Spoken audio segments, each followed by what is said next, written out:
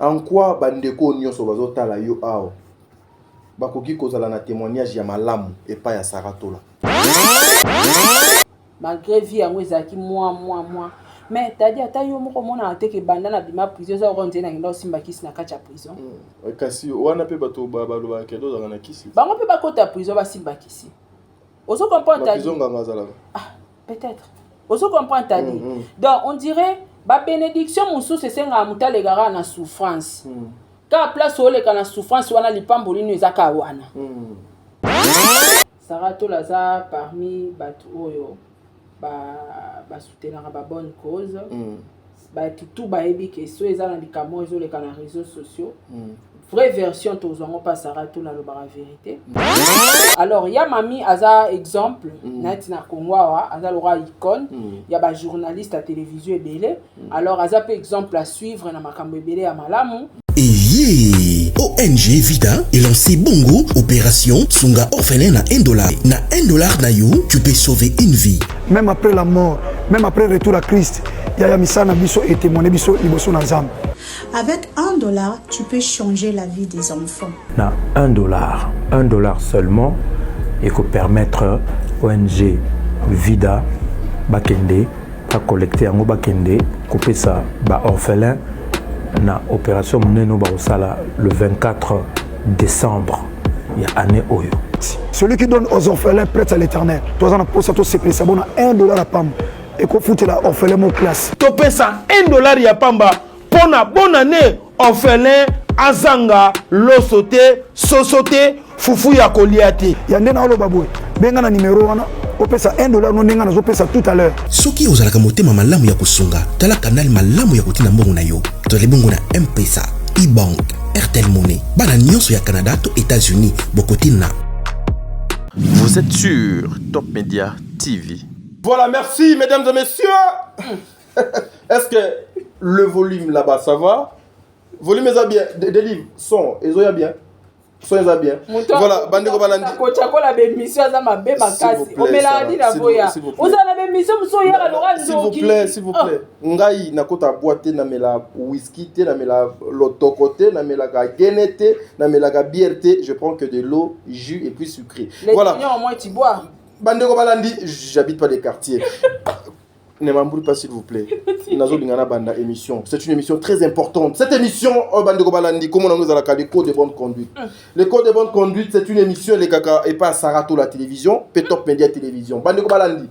Lelo, Nazo Lingana Nakota na monde na biso. S'il vous plaît, Nako Senga na ba panzi sango nyonso. Oh, nyonso a dit que azalaka congolais.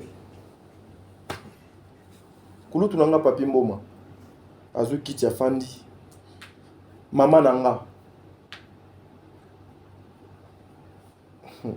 Non ka kilo pour notanga kombo mami il est là maman yo pe ofandi ozui kiti tozui kulutu nanga na ti lokole nana buduga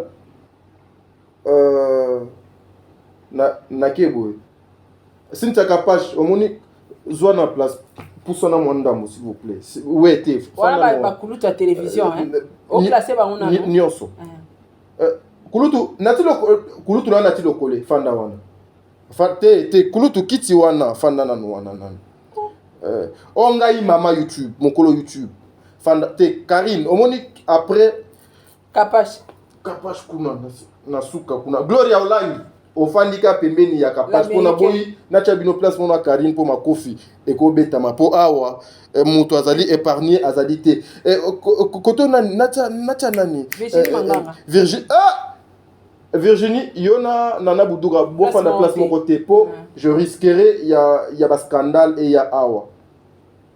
Bande konanga nyonso na ba o ya YouTube. Ivi pan zwa pe kiti fanda parce qu'il est temps. Awa na otanga ba journaliste na ba chroniqueur na ba chroniqueuse. Ongai influenceuse. Kotaka po boboza mo ebele so na tangi ba komo na bino tokoma ti lobi na tongo. Nga influenceur zwa fanda. Ken piana. Makizembe, mutu na ngai yo fanda kuna mwa musika côté ya Virginie azako yate po mabe e ko bima. Lelo na ye nanu na milier na biso, na monde na biso. Il faut qu'on parle un peu. Bon maniqué. te maniki azala na makambo te ekobeba tout mutu nyonso non aujourd'hui moi j'ai besoin que tout un chacun a son place na ye part na ye apport na ye par rapport à mosala mais bandeko naza na yo na plateau yo nde tobeta pena yo nanga face à face yo nde tosola yo nanga face à face trop c'est trop il est temps aye po o répondre makambo oza nango parmi bato nyonso bafandi yo tala la presse congolaise ndenge mibali ya minene na kitoko boye batondisami awa ngai mama YouTube zwa place to me kosola nanu matière ezawa il y a des choses importantes na kanti air na zwa ka chapeau o na lat na kitiango likolo mutu na nga ça veut dire que na lina loba makambo ya minene et saratola zwa pe kiti fanda ka place oza ko bouger te bon de livre fongole langa na plateau s'il vous plaît aussi chapeau chez Nicolas Libandi na yo to non je suis sérieux émission emsika tosala yango nde ozotaka bakomba bato labolaka bakomba bato fanda wana bavie na ngai bakulutu na ngai oyo surtout ba o ya télévision parce que moi beaucoup de personnes baloba na nga idole na ngai ezala Papi Mboma.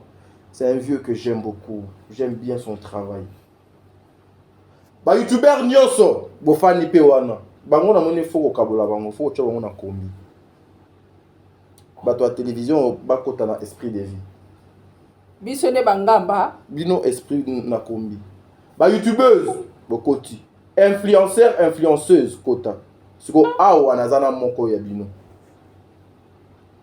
bino nazana ya komba eza ya cage et bon on se coba derrière la caméra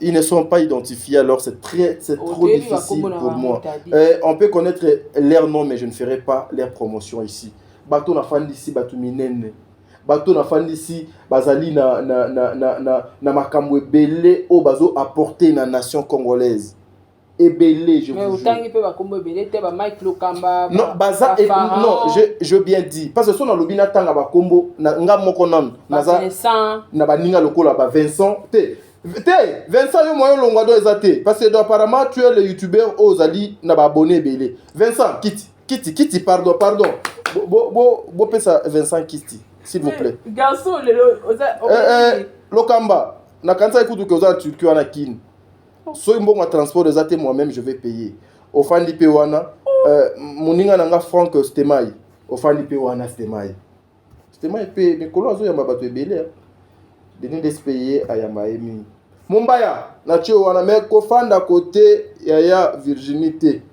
fanda kote oyo po mabe koki koleka ivi pan déjà ça fandaki basé belé nazana saratola awa c'est un travail noble vous allez comprendre le pourquoi na fandisi bandeko nanga o nyonso liboso bozoye bango awa na émission oyo naza siko na moko na bango awa bon de livre au fond les la caméra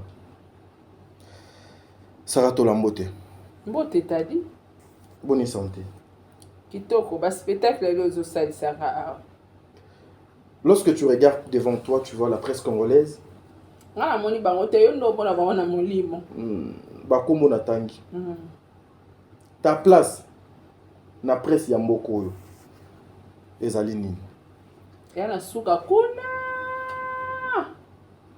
pourquoi oke kofanda na suka na fa na suka parce que bato bawelaka mwa trop kibongai nga muta liboso nga na yaka liboso nakuta pe bato babanda liboso na nga sikoyo de père ke baya otangela biso ke na yaka liboso nga na banda liboso nga na salaka boye ça serait mieux nazonga na nga na nsima natala bato wana nyonso tu liboso. Ok, est-ce que aujourd'hui Saratola est fier ya mosala na ye o azosala na réseaux sociaux? Je suis très fier. En quoi bandeko nyonso bazotala yo awa bakoki kozala na témoignage ya malamu epai ya Saratola? Ezali ebele. Entre autres, Saratola za parmi bato oyo soutenaka ba bonne cause. Bato tout bayebi ke so eza na likambo ezoleka na réseaux sociaux.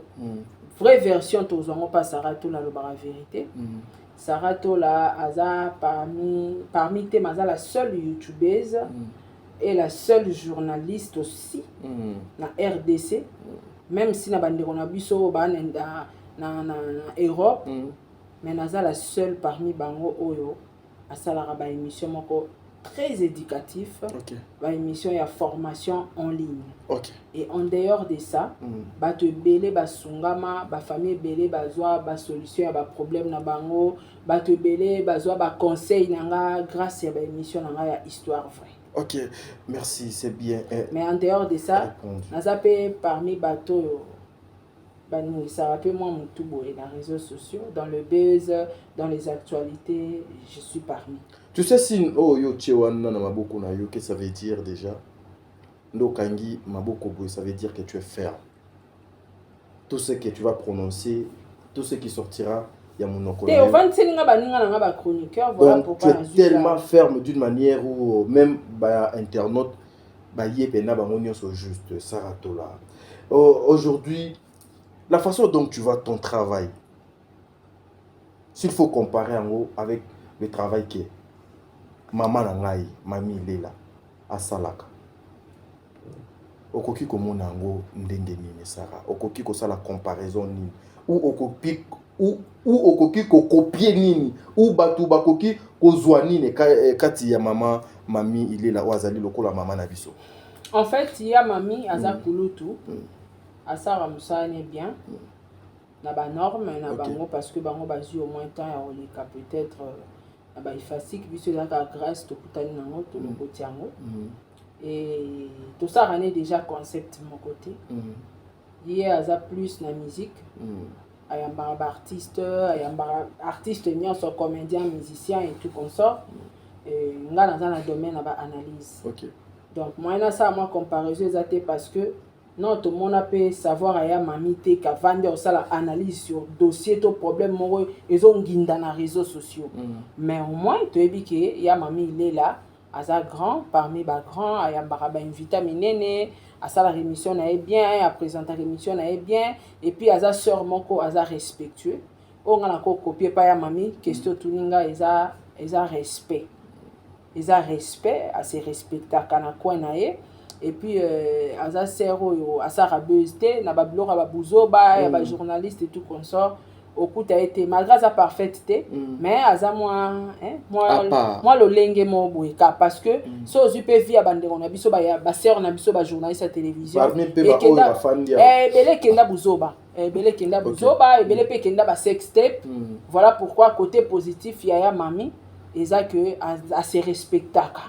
Donc si on a copié le roman et pas ya mami côté respect nenga memela boulot na ya linga cop na e pinda respecter pe cop na e et ngala ko copier plus côté wana mais dans cadre musala déjà tout ça musala monter tadi omoni ko yamba mutu musala sœur na ya mami asalara so de na ebi ke na yamba jibe dimanche na cause ba question pe pas batu na cause ba question pas batu na cause pe 2 jours on réfléchir na komi ba question on en sola na jibe mais on ngana sala na yo ko vanda ko décortiquer triangle les oleka na ko faire voir batu ko lakisa batu ko clarifier sujet analyse c'est la tête pour atazoba ako yamba musicien so bo PC pe bo canaliser ba question au vend ici autonome en sa émission on peut poser musicien ba question on s'appelle ba sous question. Faire des analyses, ce n'est pas facile. C'est-à-dire, savoir na biso bimawana. Voilà pourquoi, na kati na biso, eza na bande rebele ba ebo sa analyse te bakenda na ma finga. Donc ça la analyse mais bango bakena ma finga parce que ba ko bimisa savoir te maele ezate et comme ya ko finga or to bande na analyse yo zu par x nga zu par z ya ko kina analyse na ngate amemi ngo na ma finga. Alors ya mami aza exemple na tina kongwa aza lora icône ya ba journaliste à télévision belé alors aza peu exemple à suivre na makambo belé ya malamu nanga na apprécier kae. Voilà, merci beaucoup Saratola, merci pour tes réponses. Je suis Nazoko Sepela jusque-là. Mais il y a quelque part, tu as dit, tu défends le bonne cause, vraie valeur. Quand tu te regardes, toi Saratola, face, il y a vraie valeur, Rwanda, Oyo Pena donc Yo O Defendaka. ekoki kozala ba valeur nini pe na moyen nini pe na ndenge nini ou valeur nini déjà oyo si au défendaka oyo si au défendant na place publique Saratola naza bato ebele o ba récupérer ba mbongo esala ba 5 ans na ndeko moko aza mutu mo amelaka mbongo akenda kuta sala tie mission pa ken pia na mbongo ezonga te okay mais nga sala mission te na komelaka mutu wana na ebisie mutu oyo aboza mbongo na ye mais avant ça une émission et ozala ridiculiser parce que monde entier et landanga et yokanga parce que na kosa raté. OK. Ça serait mieux le cas na ba preuve au régler yango. Après ça nga 2 jours atindela mbon. OK. Et ça défense. Na ba tebele ba yana ba histoire na bango vrai et pas nanga. En même temps pesi histoire a sous na difficulté. Siko nga na oyaka te na beti histoire toyoki ba benganye na ndako azotelenga na komola en église. Na sala sous effort ya koluka su mutoki nanga na pesi pe mutu wana esunga ye évangile avec le pain eza défense défense mususu na réseaux sociaux nga nazaka na article moko tant to likambo bimi na réseaux sociaux soki preuve ezate eza chantage soit eza buzz. OK.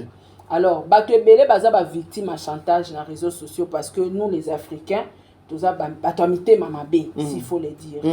Mutu mona ba kosele likamba bazwi na photo na vidéo babimisi soit disant qu'ils aillé moi c'est libala a trompé mobile nae mais a contacter nga maman ça rezanga te tala toza kuna mobile nanga passer nga ezabo nga na koya na tie sujet na réseaux sociaux na bandi ko démentir ko lakisa A X Z ndenge za yete ndenge ba koseli makambo. OK. Eza défense.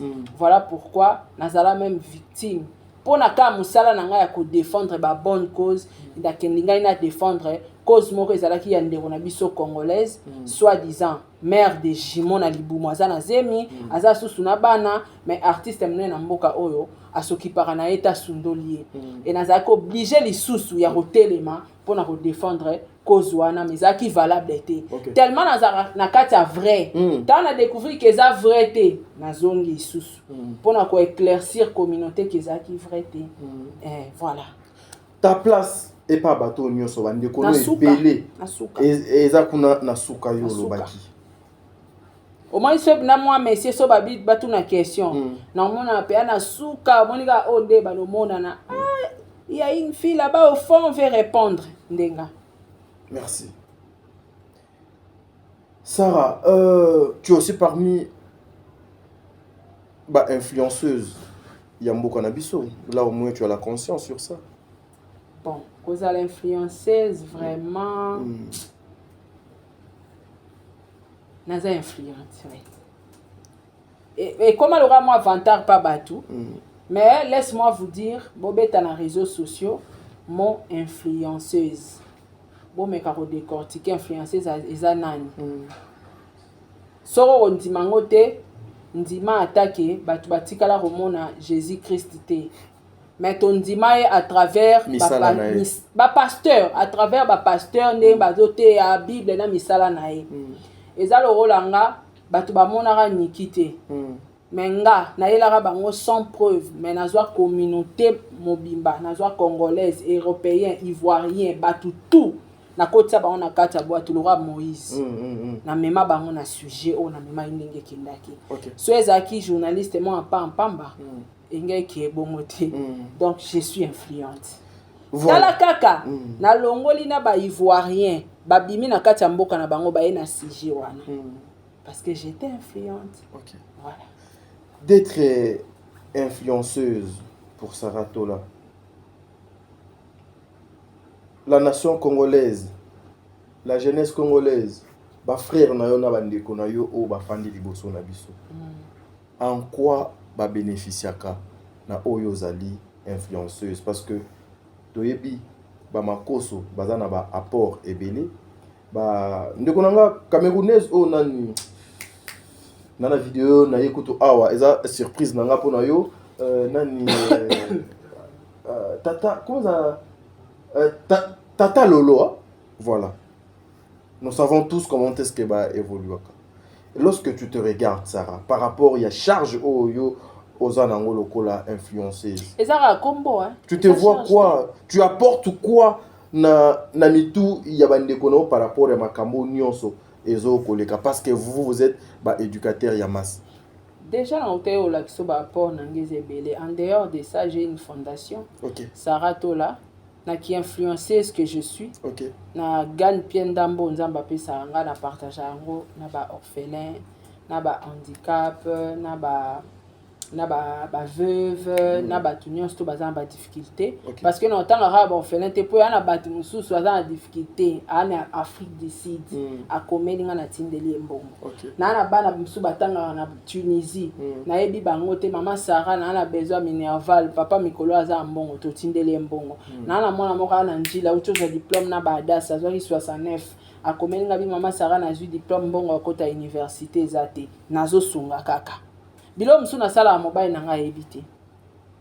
Omoni na vite di ko sala bolamu ponga za na bambongo na ba téléphone na koza na vandi boye papa di ko po ebate na ofina ka téléphone na otindela na pe bato mbongo yepa ebi na epété. Ozo comprendre. Na ndeko moko bolamu epola ate c'est vrai. Na ndeko moko na ba période de difficulté à vie nanga. Je crois da sa banda otanga na Nyota ma compagne. Ma compagne côté ya nini ya Sakombi kuna. Ouais, alors je crois ngana kenda ko landa mbongo moko ya nyongo na masina. Donc eza pe mbongo na ngati eza osengi mutu mutanga ebiso abia za na ngote patindelo a diriger aza na mutu mo aza na mbongo ne na masina kendo mona ye ya pesa yo. Sko OK, eza pe nyongo na ngate pona silika me babina zela. OK. Bana babi ma classe. Excusez koki. Na mbongo otinda te. Na ebe kende na kenji liwana na batongo. Ti ba 11 ya bako liberenga pona kende tongo. Na olekamba mo na zui bana to transport zongi. Na banzo calculer na benga na moi classe na biso moko à l'époque bazaki bana ya directeur à banque. Et na bina benga na benga Singapore azovana na bandal azovana na bandal benga singa bi Sarah tindelanga école na bango eza wapi akandanga service alongwe wana za ikuti na zemi aketi na Nyota azwilinga bana na ebise ko kiotika no bango te zonga na bango pa na yo na yo ozwa bango kuna. OK. Azwi banga zonga na bango pa na et place na kendaki na zwa sou mbongo te. Bapesanga transport o ekoko misanga ata na Jamaïque te. Pitié. Et soukisanga na bandal. Na yo kita na bandal wana na ebisi conjoncture na kokuta na on azonga ba 15h. Ayesinga bi Sarah bon problème ezate ngape na mbongo te. Mais naza na $10 mon awa na opesa o. Bozonga ndako na bana deya balie kutu. Tanga penga $10 akoti ayeso abakiselinga $5. Abina ebindeni na se justifier et pas mbali nanga. Pomba ina ya kité. Démarrer tout de transport tout ndako. Diso na betelio ça fait Adas a eu diplôme mais Adas a zaki na deuxième CU. OK. Combien d'années? 4 ans. Bamboule belé. Alors récemment 2 jours té. Aucho komelanga. Sarah, ndeni uza bien mwana mama binanga ponga ndaba yanga ta na star na za star te na ba yanga pina na star te akumenga bi Sarah na ba problème sérieux mobile na ngana ba futi te fona sombela bana miliki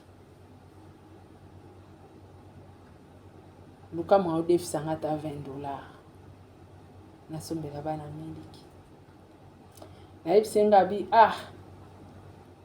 est-ce que ça il a ba mobile money apinanga oui na ça il a ka M-Pesa na ebisi pesanga apesinga na cheli mbongo motema nga mo yebi na combien na chela ki apesinga bi Sarah na sengi oka boyo pesinga yi na répondre bolamu epolaka te. OK. Bolamu epolaka te. Vie eza compliqué. Vie eza compliqué t'as dit. Nana ndeko nanga moko avandaka awa na ba immeuble eza nanga ba botura. Auta pour komelanga dernièrement Sarah faut ba opérer ngai aza sœur nanga na âge aza bato ya mwa boye sikoyo agéra tellement vie pe bien te esali mwa bacomplication malgré napesaki kaka baconseil esinga bifo basala yango opération maintenant na mbongo te nayebisi eza combien ntina otuna ye bongo mpona pesa eza na makambo oyo asala na vie nanga ba 10 ans passé donc bolamu tadi epolaka te soki osaleli mutu bolamu ne regrette jamais soki ata neti ngai mpo babolamu mosusu ezalaka ye azongiseli yo bato mosusu bazongisaka te mai neti motu aza consciente lokola nga naa na motema ya mwana nzambe motu asalanga bolamu nakolupe ye te impossible loba ke namoni mpe ana aza nango te mais so naa nango te na oteka mpona pia ye mpo asunganga mpe vous comprenez donc n'importaka ebele tadi n'importaka ebele natangeli oka fondation mais or baorphelin nasungaka bato donc nakozala influenceur to influenceuse na nga eza kaka te ya kozala influente kosunga bato na basujet to kokotela bato kodéfendre bato te même financièrement nazo continuer kosala même mosala wana ya kodéfendre bato parce que so moto ayaki na nzala opesi ye li po défendre ye donc voilà merci. Voilà lobi ezaki anniversaire na yo Sarato là to travailler trop depuis le matin kolia kuto ya malonga ezate hier c'était ton anniversaire nakanisi na monaki Makoso bandi na ye a posté yo. Ce n'est pas n'importe qui Makoso. Na milier ka ya le père de la marmaille. Il y a biso, il y a réseaux sociaux oyo le général Camille Makoso n'est pas moqué. Est-ce que Sarah,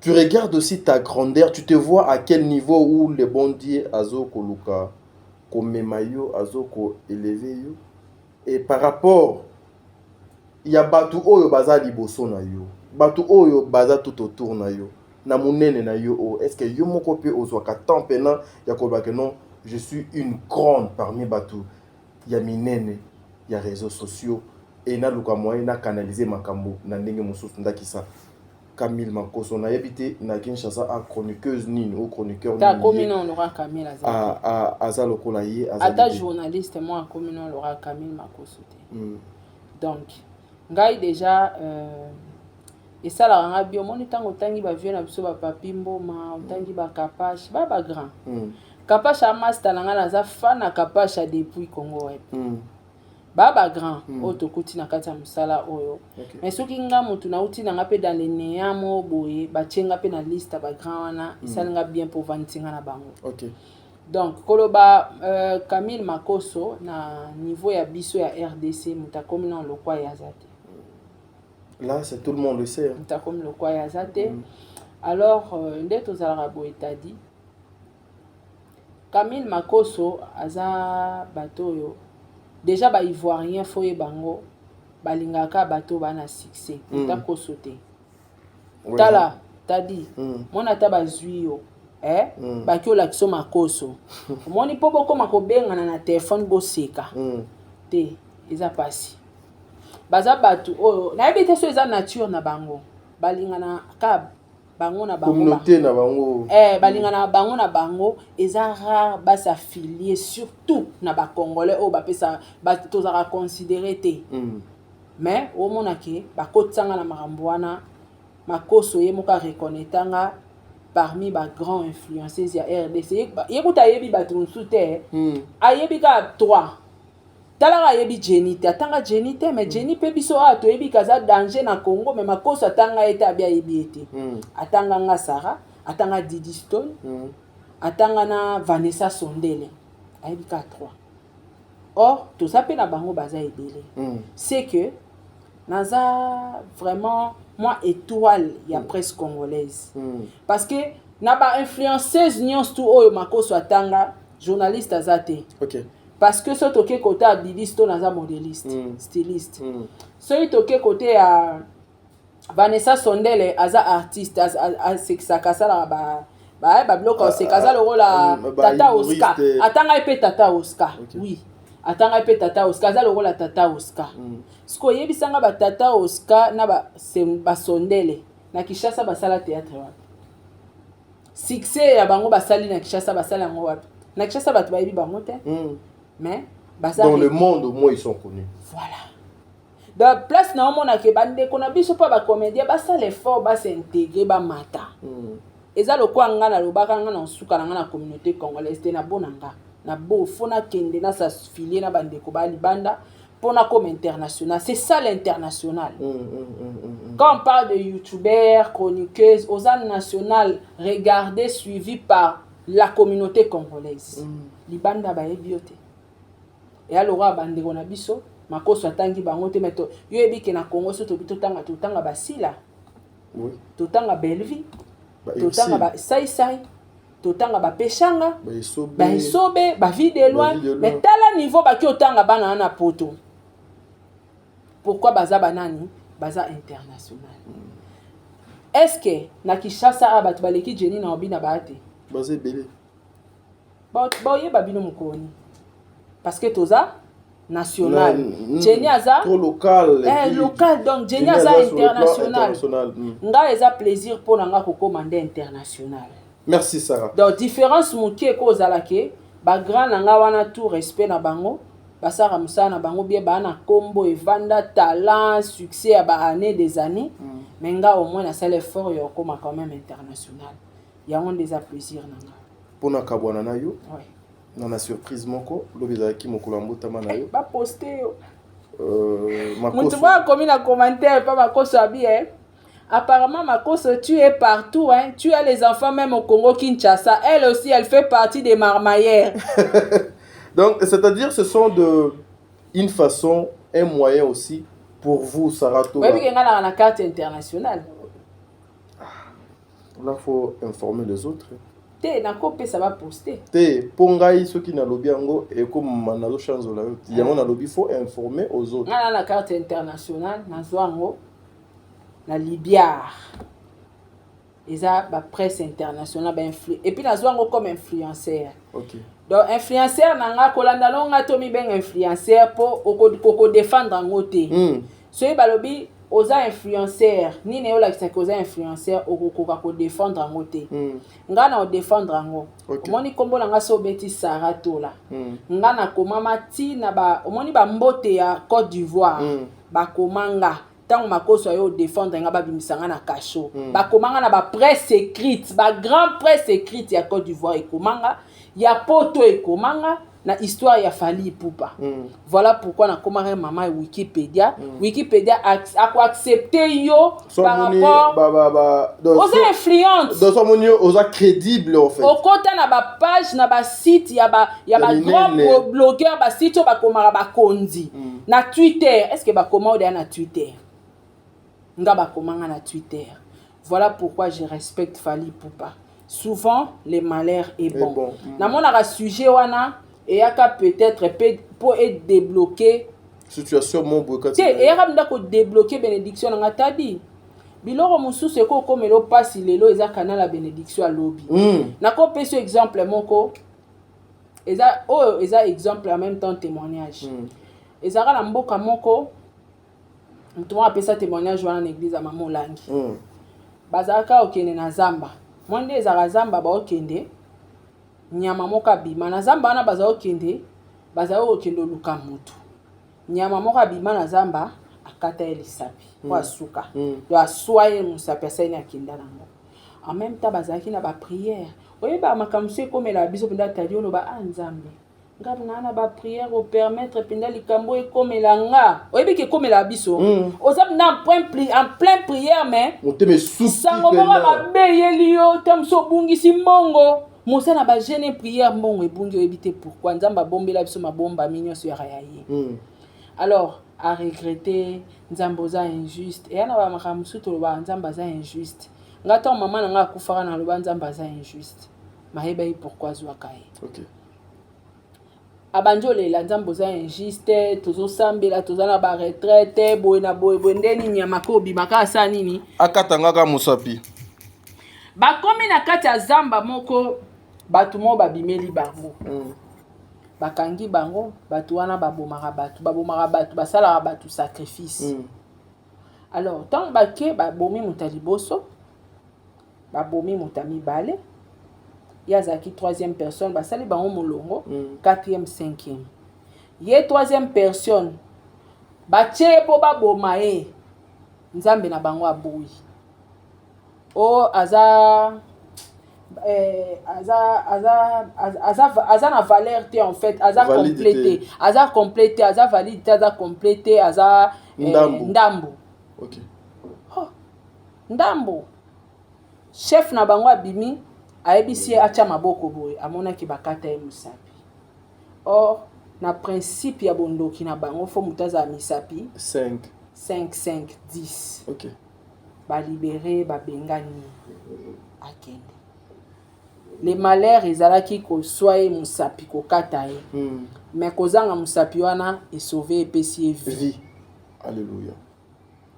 Les malheurs batu bayokaka omoni biso ebele baloba balandaka ba adage mais bayebi pe signification na ngote babaka souvent les malheurs est bon eza bon na nini ponga na kota prison tadi nazara na kecha pamba biso tozoza na kecha pamba o to côté la prison yango papa dio wasala ba course nyonso nazaki pe na eloko te malgré vie yango ezaki moi mais tadi ata yo moko mona ateke banda na bima prison za ronde na ngindo simba kisi na kacha prison kasi wana pe bato baloba kedo za na kisi bango pe bakota prison ba simba kisi oso comprendre tadi prison nganga zala peut-être oso comprendre tadi donc on dirait ba bénédiction mususu senga mutale gara na souffrance ka place ole kana souffrance wana lipamboli no ezaka wana il fallait kangisanga ya ona lingaki parce que asala ainsi dit l'Éternel. Au moment tango Judas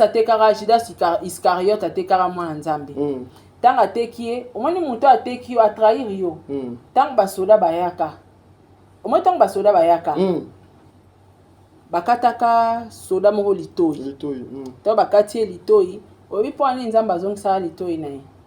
Na bité mama tanga sabiso kakati. To kende. Ba accompagnaka ainsi dit l'Éternel. Il fallait qu'il nzamba kufa. Il fallait qu'il liwe longaye.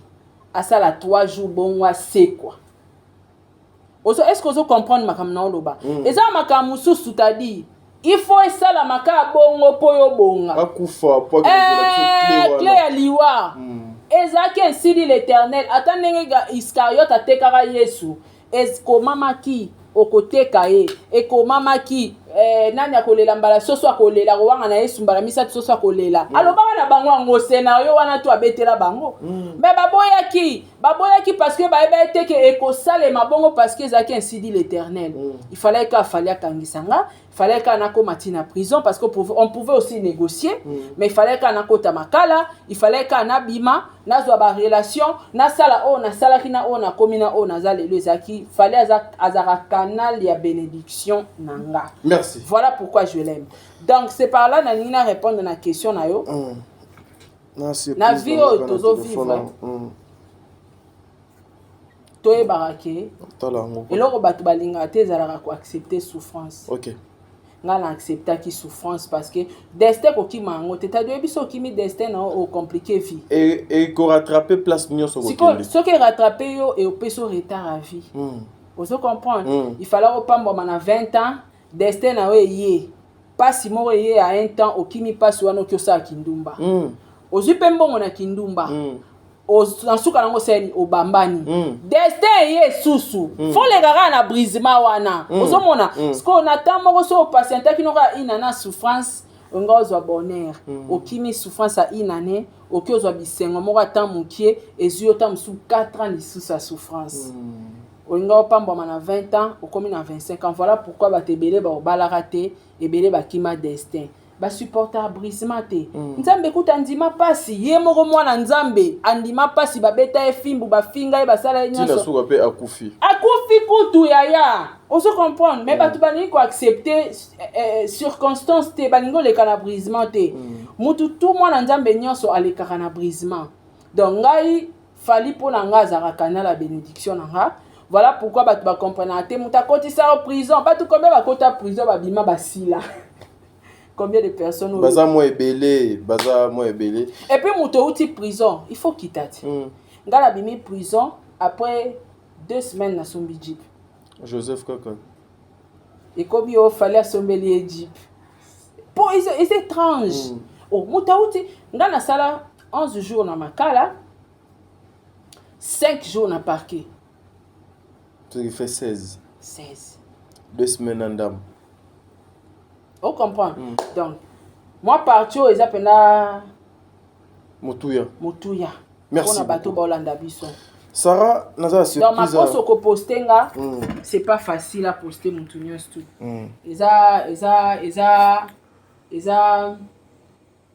Il faut zapper l'étoile. Pour beaucoup zapper débat. Pour t'as dit bah débat ya ka ouais. Oui que bah débat ya ka mboko. Ma cause à côté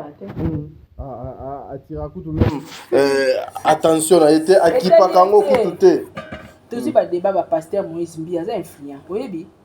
Le dossier, on est yakia, ma casse, le dossier, alors, bata salara moi commentaire, mon qui a seka na ici là. Vous comprenez? Mais, bateau, on a basé parmi bateau, tout ça, il y a une guerre où il a fallu. Merci, Sarah. Et Matissing est commissaire international. Merci. Nazo, Tokomi Nasuka.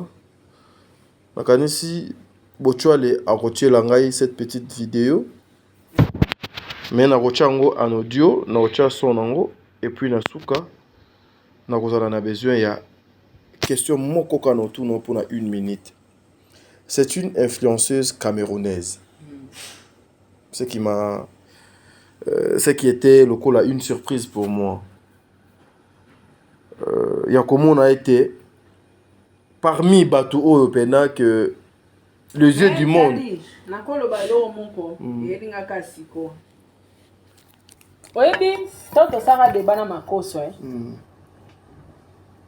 Mais Lucifer a vendu na mitema ba congolais. Oyebi to sara débat na makoso to bakanganga. To sala débat na makoso to sa pe ba débat na bande ko internet ebele. Bango bazali pour fali ngana zaki pona ndeko na biso niki. Dossier tango ekepa makoso azaki pour fali ngana zaki pona niki. Mais to fingana te osomona makoso finganga te. Aleki nga pe na l'art, aleki nga na succès. Mais on finga nga ta zo faire voir nga combien il y a na ba preuve, combien on soutenir Fali. Nga pe na wala que combien nga pe na ba preuve na nga, combien nga pe na soutenir Fali, to zo na même na ba message. Ayi bisanga tu n'as pas de preuve ma petite, tu peux laisser. Je vais te battre. Je vais te battre. Nga pe na bisi toi si tu n'as pas de preuve, tu peux laisser, je vais te battre. Ça bisinga montre-moi tes preuves. Nga bi non, je peux pas. On se comprend. Ce que yazaki pour Fali. Nga pour Niki arrestation na ngeye ba kanginga.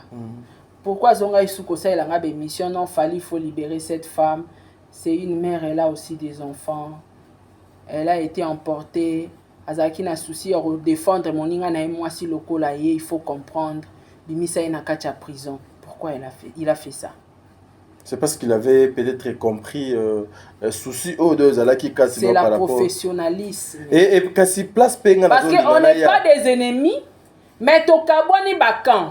Kasi place penanga na zolinga ya oyo ebele na biso to sala raté. Aujourd'hui donc comment ceux qui yo OK au sali émission na mutu ya tonton Papi Mboma. Moi donc ya mamutu ya frère. On n'est pas professionnel. Nati lokolo exacté. Le professionnalisme ezoko manquer biso na makamoto zoko sala. Voilà pourquoi na fandisi ba papa na nga na ba maman na nga ebele baza awa liboso a clashé Aman Chic na 12h. Kana 12h.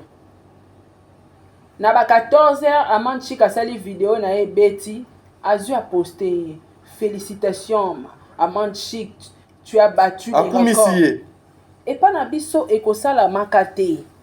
T'as dit ça la makate. Bon, on a évité sur les concepts à grand. Complexe ça et belé na mili na biso. Voilà, na coaché la yango, ezali surprise na nga suka.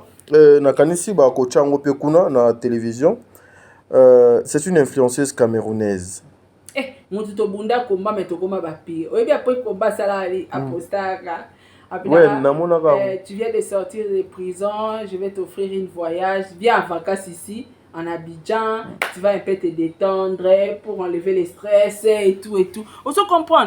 Donc, il est trop professionnel, disons. Il aura avocat. Donc, c'est ça qui est yaza avocat ya parti A yo pe parti B tobundi na ring na biso eza wapi tolataka batoge na caméra so caméra esili chaque moto ake na bavi na ye nakolinga te bakanga Sara nakolinga tala la place à passer eza réseaux sociaux biso tout tosalaka ba erreur tosalaka ba matière mais so okei na communauté na biso c'est tout le monde ketu non c'est tout le monde au bazaki kutu pour na salata 3 ans na prison okuke okufa kutu na mona même na ba vidéo misusu ya parmi bandeko na fandisi na mona vidéo moko asali akende akufa ta kuna kutu batu misu bakenda kuna babima babizengi babima pe parmi babizengi donc wana ça un exemple à pasteur Coutinho voilà la raison pourquoi na voilà la raison pour laquelle na fandisa ki bandeko na nga o pona websa bango ke non